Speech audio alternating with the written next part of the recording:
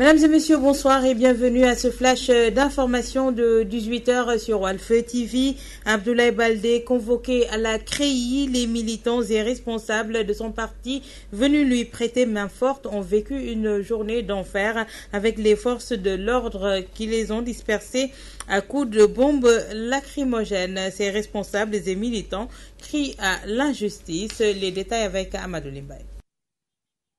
11h05 ce vendredi, Abdoulaye Baldé sort des locaux de la CREI. Il veut s'adresser à la presse. Les forces de l'ordre chargent leurs lances lacrymogènes et tirent. Laissez les gens là, s'il vous plaît.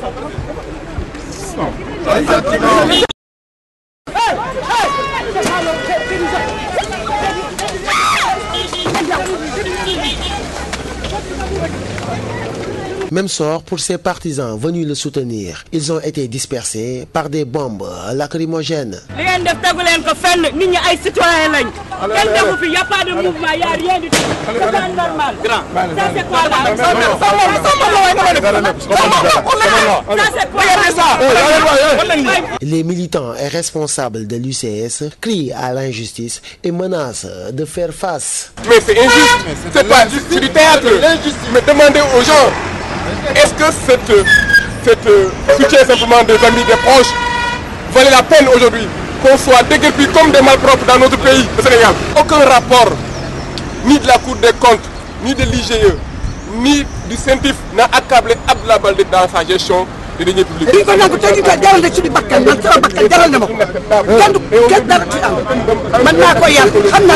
Aujourd'hui, tant qu'ils voudront cela, ils auront cela. Nous ne refuserons rien. Nous voulons la démocratie, nous voulons la justice, mais pas de la force et de la dictature. Un désordre total noté ce matin devant les locaux de la CREI. Les forces de l'ordre n'ont ménagé personne pour vider les lieux. Amadou Limbaye, Abdoulaye Baldé doit justifier l'origine de sa fortune estimée à plus de 5 milliards par la CREI. Le leader de l'UCS qui a un mois pour justifier ses avoirs dément et promet de répondre à sa manière à ce qu'il qualifie de combat politique. Abdoulaye Baldé, ancien ministre président de l'UCS, que nous écoutons au micro d'Amadou Limbaye. J'ai été tout à l'heure mis en demeure pour une somme faramineuse de 5 milliards 214 576 667 francs. Mes biens immobiliers se répartissent à 1 milliard et quelques. L'ensemble de mes biens en véhicules automobiles était évalué à 136 480. Les comptes bancaires, ils ont fait le total de tout ce qui est passé dans mes comptes, de 2000 à 2012, pendant 12 ans, ils ont trouvé dans mes comptes 1 milliard 460 et quelques millions. Donc c'est tout à fait faux. S'ils ont trouvé de l'argent dans un de mes comptes, ils n'ont qu'à dire c'est quel compte et qu'ils le montrent à la face des Sénégalais. Donc c'est de la manipulation du mensonge. Ils disent que j'ai 2 sociétés, alors que le monde entier sait que je n'ai pas de société. C'est une mascarade.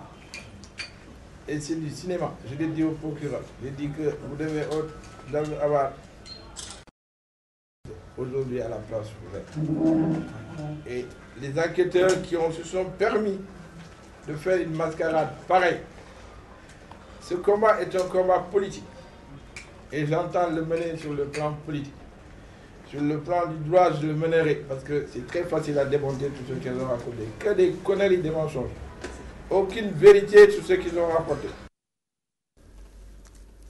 Assemblée générale des étudiants de l'Université virtuelle du Sénégal, section Kaolack. Ils menacent de perturber le 2e tour du baccalauréat et les examens du BFM si les autorités continuent de faire la sourde oreille face à leurs doléances. Ces étudiants courent derrière leurs inscriptions depuis le début de l'année. Leur président, Bassirou Gueye, avec Mamadou Matarsa. Monsieur Marito Ounian, le ministre de l'Enseignement supérieur et de la Recherche, en ce moment, il est en train de manipuler l'opinion. Il est en train de dire que les problèmes de l'IVS sont résolus alors que ce n'est pas le cas. Monsieur Marito Ounian n'a distribué que 104 machines sur 2000 étudiants. Donc nous lui disons que c'est un cadre, il doit arrêter ce qu'il fasse. Ensuite aussi, nous lançons un appel au chef de l'État Parce que c'est lui qui a créé l'université virtuelle du Sénégal, alors que l'IVS souffre de tous les maux. Depuis qu'on nous a orientés en mois de novembre, jusqu'à présent, on n'a pas fait de cours. Jusqu'à présent, nous n'avons pas reçu nos machines. Jusqu'à présent, la majeure partie des étudiants n'ont pas reçu leur bourse. En plus aussi, il disait que les ordinateurs c'est gratuit, alors que ce n'est pas le cas. Parce que on a débité des bourses des étudiants 96 250 francs, ce qui n'est pas normal. C'est anormal. Oui. En plus aussi, pour les cas des étudiants non boursiers, on nous a privé le droit le plus absolu. En plus, ils nous retirent encore ces 60 000 francs et nous demandent encore de faire ces 35 000 francs pour avoir un ordinateur portable, ce qui est anormal encore. Aujourd'hui, nous demandons au chef de l'État pour que Mary Teuw Niane dégage. Nous lançons de 48 heures. Si rien n'est fait, nous comptons paralyser le système.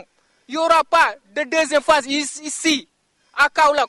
On va boycotter les cours. En plus, on va empêcher la tenue des deuxièmes tours du bac et du BFM.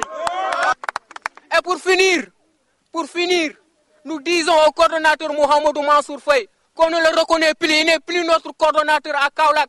Parce qu'il n'a jamais remis ses pieds ici à Kaolack. Il n'a jamais remis ses pieds ici. Il faut qu'il dégage. Nous ne voudrons plus de lui.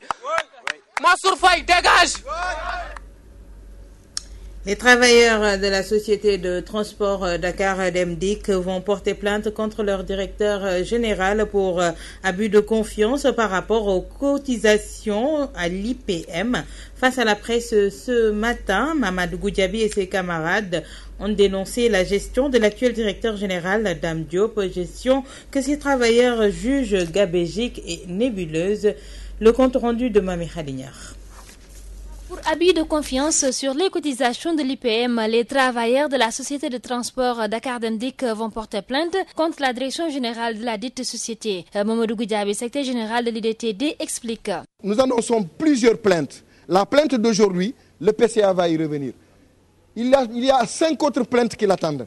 Présent sur les lieux, Ismaël Diop, le PCA de l'IPM, révèle que la direction générale de Dakar Demdik doit 360 millions de francs CFA à l'Institut de prévoyance maladie. Au moment où je vous parle, les braves travailleurs sont rejetés au niveau des pharmacies, au niveau des grands hôpitaux de la capitale, Fann, Dantec, principal CTO. Au moment où la direction nous doit plus de 396 millions, alors on a entamé plusieurs négociations au niveau de l'inspection du travail. La direction générale a pris des engagements qu'il n'a pas respectés. Pour sa part, le syndicaliste Mamadou Goudiaby fustige la gestion gabégique de l'équipe dirigeante de la société de transport public. Aujourd'hui, il ne se passe pas 1 mois ou 2 mois. Chaque mois, il y a de nouveaux recrutements. Dans l'administration, nous n'avons rien contre. Mais puisque c'est chaque bus qui prend en compte les salaires du reste des agents, il faut d'abord qu'il y ait des bus, il faut d'abord recruter des receveurs, conducteurs, mécaniciens. Aujourd'hui, il n'y a pas de mécaniciens pour réparer des bus. Qu'est-ce qu'il a fait? Il élimine toutes les heures supplémentaires des mécaniciens. Donc les mécaniciens descendant à l'heure normale, ils ne peuvent pas réparer le maximum de bus et les bus sont tous garés. C'est pourquoi nous sommes à une recette de 16 millions par jour. Versant dans la menace, les travailleurs de Dakar Demdik promettent de passer à la vitesse supérieure si la situation ne se décante pas. Mami Khadignar, merci. C'est avec vous que se referme ce flash d'informations sur Walf TV. Merci à Cheikh Tidiane Ndiaye, Mamsidi Diop qui ont assuré la partie technique. Merci également à Ndela Margué pour son apport. Un grand merci à vous, chers téléspectateurs, d'avoir suivi. L'information revient à 19h en Wolof avec Mohamed Oubité. Quant à moi, je vous retrouve à 20h pour la grande édition du soir. D'ici là, passez d'excellents moments en notre compagnie. Bonsoir.